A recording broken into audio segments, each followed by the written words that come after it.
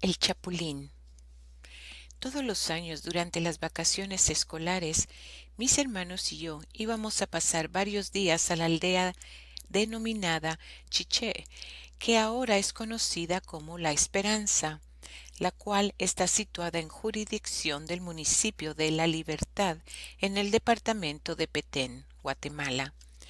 Para mi abuelita materna, Petrona Asclepiades Pinelo y Pinelo, 1879-1963, a quien mi madre nos enseñó a decirle mamá abuelita, esta visita anual a Chiché era obligada porque ella tenía necesidad de ir cada año con el objeto de cerciorarse que erraran con el fierro de su propiedad a las novillonas recién nacidas, así como verificar la cantidad de vacas paridas y el estado general de su ganado.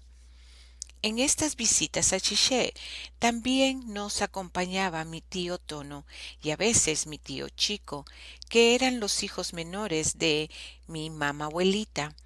Mi tío Tomás, el hijo mayor, residía en Chiché y estaba a cargo del ganado. Parte de este ganado era la dote que mi abuelo Francisco Pinelo Valle había acumulado en sus años productivos y que, según contaban, fueron buenos tiempos de bonanza económica. Mi tío Tomás fue uno de los pioneros en radicarse en Chiché y posiblemente por eso se convirtió en el cacique de la aldea La Esperanza. Él era un ejemplar del tipo caucásico. Medía 1,75 m, su piel era blanca, el pelo blondo y ojos azules. Era un hombre rudo, acostumbrado a vivir en el campo desde muy temprana edad. Cuando le dolía el estómago, simplemente agarraba un puño de ceniza del fogón y se lo tomaba con un vaso de agua. Si se cortaba o se lastimaba o hería alguna parte de su cuerpo, se untaba gas. Para las calenturas tomaba un caliente o infusión de una hierba llamada chichebé y a veces de rabuemico. Para las lombrices tomaba apazote, para la gripe tomaba una limonada caliente y para las diarreas comía choy. En otras palabras, él era lo que hoy en día suele llamarse homeópata naturalista y contaba con una especie de farmacopea completa de su exclusividad, y estos medicamentos eran los que nos aplicaban a nosotros cuando nos enfermábamos estando de visita en su casa. También residía ahí mi tía Chenta, quien gozaba montando a caballo, especialmente cuando íbamos a pasear con su compadre Fidel Caso, un español radicado en la finca Santa Rita. Ella vivía encantada con un caballo que le llamó Pincel, porque su color era beige y tenía una mancha blanca en la frente. Mi tío Chico también tenía un caballo blanco, pero este era de pura raza, traído desde México, y lo llamó Merengue, haciendo alusión a su color blanco. Este caballo era el que me gustaba montar a mí, por su paso garboso, y además era bailador, y sobre todo porque se paraba en dos patas. Esto permitía que uno pudiera practicar la parada de Pancho Villa, que consistía en venir corriendo con el caballo hacia un cerco, frenar abruptamente, parando el caballo en dos patas sobre el cerco y luego virar o girar hacia atrás en un giro de 180 grados. Mi tío Tilo Cámara quiso realizar esta proeza una vez y terminó colgado de la nuca de su caballo, y por suerte para él salió ileso de esa baladronada. Así es que no es aconsejable practicar este tipo de acrobacia con caballos. Mi tía Chenta era la maestra de la escuelita de la aldea. Ella nos esperaba a mis hermanos y a mí con mucho entusiasmo para que actuáramos en las comedias que ella tenía preparadas para la clausura de fin de año. Tía había cursado solamente hasta el tercer año primaria, pero era lo usual en ese tiempo, y cuando se inició como maestra interina suplente, no estaba muy capacitada para dar clases. Pero como mi papá era maestro y además era el supervisor técnico de educación, la preparó repasándole todos los cursos de primaria hasta que logró nivelarla, y después de ver buenos resultados, le consiguió el puesto de maestra empírica rural. En una oportunidad mi tía me pidió que le recordara cómo eran las pruebas de las 4 operaciones elementales de la aritmética, porque según me confesó, ya se le habían olvidado. Ella tenía varios dones que logró desarrollar en esa aldea. Era excelente declamadora, buena costurera, guisaba a las 1000 maravillas, practicaba la jardinería y tenía disponibilidad a arreglos florales. Pero sobre todo un don de gente, y su amabilidad hacia las personas eran envidiables. Sufrió mucho en su primer matrimonio a causa de que, cuando era una joven impúbera, se enamoró de un telegrafista originario de El Progreso, que llegó a Flores a, como dicen, rodando tierra. Mi tía era sumamente romántica y le gustaban las caras bonitas. Eso la llevó a un romance con un individuo totalmente desconocido, y lo peor fue que demasiado pronto se casó con él, sin percatarse que su amado era un enfermo alcohólico, que había perdido la capacidad eréctil masculina por efecto del alcohol. Por esta misma razón era un hombre muy celoso y la trataba muy mal. Por suerte para mi tía y para toda la familia, diría yo, porque en una de sus descabelladas borracheras, Luis Contreras se pegó un tiro, y así fue como terminó ese martirio de mi pobre tía Chenta. Lo relativo a que Luis era impotente se supo mucho después de su muerte, y mi tía con mucho orgullo decía que ella seguía siendo virgen. Con el tiempo volvió a enamorarse de un oriundo de Flores, y a pesar de los consejos de mi abuelita y en contra de su voluntad, decidió salirse de su casa para ir a vivir a Rejuntada o Amancebada, o de hecho, decía mi abuelita, con el paisano Carlos Pacheco, de quien se enamoró locamente, pero era muy bien compensada por Carlos. Los dos se fueron a vivir a Chiché, La Esperanza, y eran dos tortolitos inseparables. Años después se trasladaron a Poptún y por último a la ciudad de Guatemala, donde se casaron, habiendo sido yo su padrino de bodas.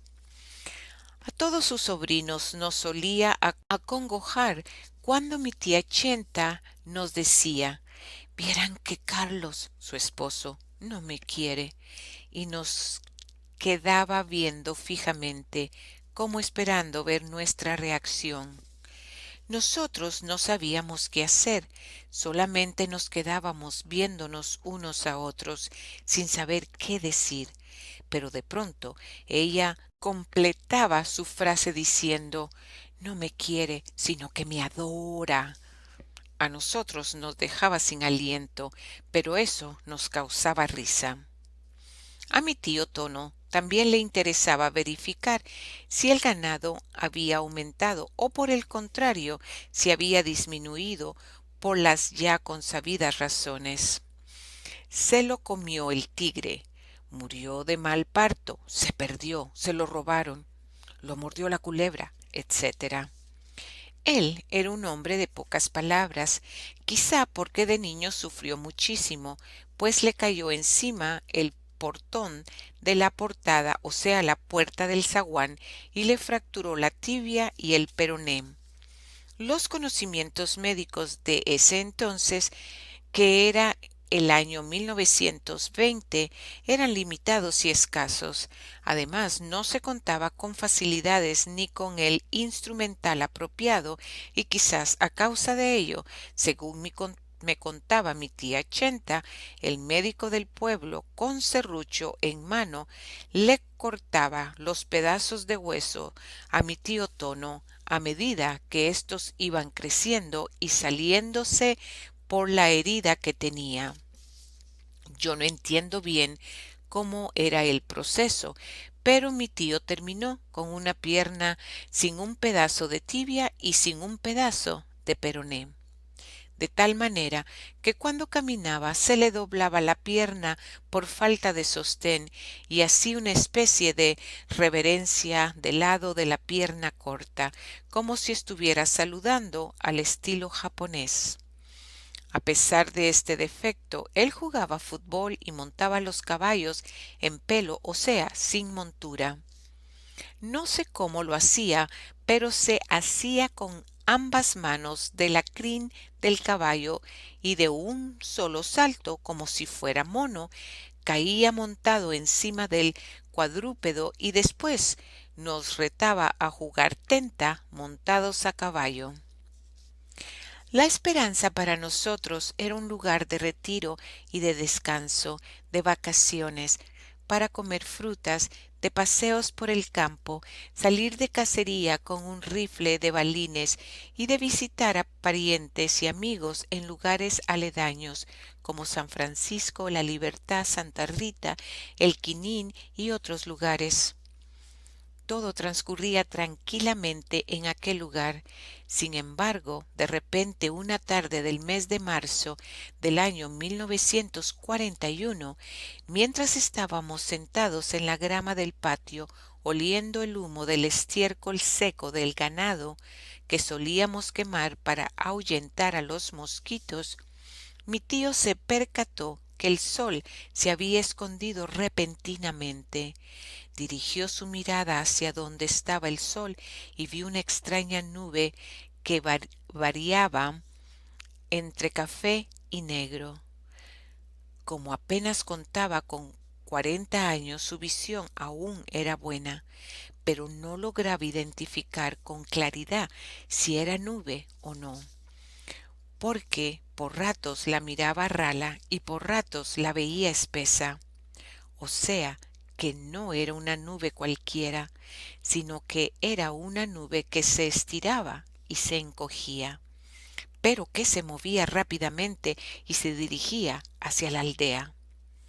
Gran fue nuestro susto al oír gritar a mi tío, pero con gritos de terror: «¡Eso no es una nube! ¡Son chapulines! ¡Son chapulines! ¡Vayan a comprar psiquitracas para quemar y saquen todas las ollas, sartenes, tambores, pitos y cornetas para sonarlas y a la vez griten fuertemente: ¡Vuelo! ¡Vuelo!! Y corran a avisarle a todo el pueblo para que nos ayuden a ahuyentar a los chapulines, porque si se asientan aquí se van a comer toda la milpa y todas nuestras cosechas». El avance de los chapulines era inexorable. «¿Qué hacemos para que no se asienten aquí?», le preguntábamos nosotros a mi tío Tomás. Yo ignoro si mi tío había visto o le habían contado algo sobre los chapulines con anterioridad, pues no vaciló mucho en descubrir que era una horda, un azote de chapulines lo que se venían hacia la aldea y que auguraban hambre y además estaba dando instrucciones sabias que a saber de dónde las había sacado, pero tenían lógica. Nosotros corrimos presurosos para poner en sobreaviso a los vecinos de la aldea, dándole vuelta a la aguada, adentro de la cual habían lagartos, tortugas, peces y patitos, y alrededor de la misma había árboles grandes de bucutes, caimitos, anonas, siquillada, zapotes y otros árboles frutales. La gente estaba aterrorizada, no sabía qué hacer. Nosotros les dimos las instrucciones que había dado mi tío Tomás, y ellos principiaron a hacer toda clase de ruidos. Era una locura en todo el pueblo. De pronto principiaron a bajar los chapulines sobre toda la aldea y caer encima de las matas de jocotes. toronjas, guanábanas, café, pacayas, etc.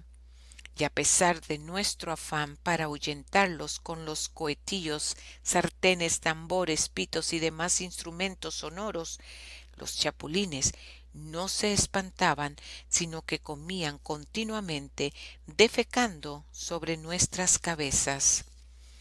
Eran tantos que chocaban unos contra otros, se nos metían entre el pelo y nos golpeaban en la cara.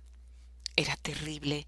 La aldea se miraba en la penumbra de tantos insectos polulando por doquier. El ruido que hacían con sus alas y mandíbulas era similar al que hacen las llamas cuando arden los parajes y comparable al que las aguas tempestuosas de un caudaloso río. Los caballos principiaron a relinchar, las vacas a mugir, los coches a gemir, los perros a ladrar, los gatos a maullar y las gallinas a cacarear con miedo, y trataban de comérselos aprovechando el alboroto. Lo peor es que las hembras de los chapulines cavaban agujeros en la tierra y depositaban sus huevos, de donde brota una especie de mosquita para convertirse en saltón. Estos no vuelan, sino que solo saltan, pero degluten todas las hojas que sus padres dejaron, dándole fin a los árboles que quedaron con algunas hojas. Con el tiempo los saltones se les desarrollaban alas y quedaban listos para emprender el vuelo. El vuelo de los chapulines o langostas migrantes, también llamados saltamontes, saques, etc., es de lo más impresionante. Estos forman grandes nubes y se convierten en plagas de la humanidad en todo el mundo. Los chapulines son insectos devastadores que se conocen desde hace miles de años, y de ellos se habla en la Biblia, en el libro de Joel, como maldiciones y castigos. Siempre han causado pánico, porque se asocian con la hambruna, que es su efecto devastador, y además porque tienen predilección por las plantas que el hombre cultiva en sus milpas, huertos y jardines. Tienen dos pares de oídos, uno a los lados de la cabeza y otros por debajo de sus alas, y cantan frotándose las patas con las nerviaciones duras de sus alas anteriores.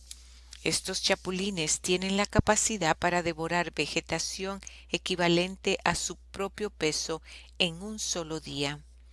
Pueden llegar a formar 3 metros de grosor y hasta 1,5 kilómetros de largo, tardando en pasar 9 horas a la velocidad de 10 kilómetros por hora. Los enjambres de estos insectos migratorios pueden llegar a tener 100.000 millones de insectos. Cuando se van o se ahuyentan, dejan una devastación agrícola enorme. Los marroquíes acostumbran a comérselos. En Arabia los doran y se los comen fritos, al igual que en Alta Verapaz comen los sonpopos.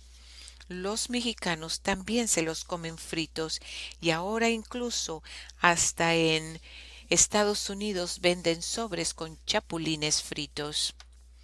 La migración de estos insectos constituye un evento ocasional causado por ciertas condiciones ambientales que permiten el incremento acelerado de su población, y el instinto de conservación los impulsa a volar para buscar el sustento que está escaso en el lugar donde habitan.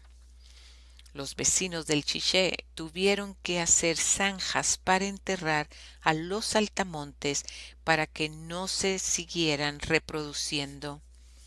También les pegábamos fuego con querosina y encendíamos ramas para hacer humo, pero todo parecía inútil. Era una obra titánica. Mis hermanas y yo nos asustamos tanto que le pedimos a la abuelita Piades que nos regresara flores para no ver el triste final de lo que había acontecido en Chiché. Después de este gran susto, mis hermanas ya no volvieron a regresar a la Esperanza a pasar sus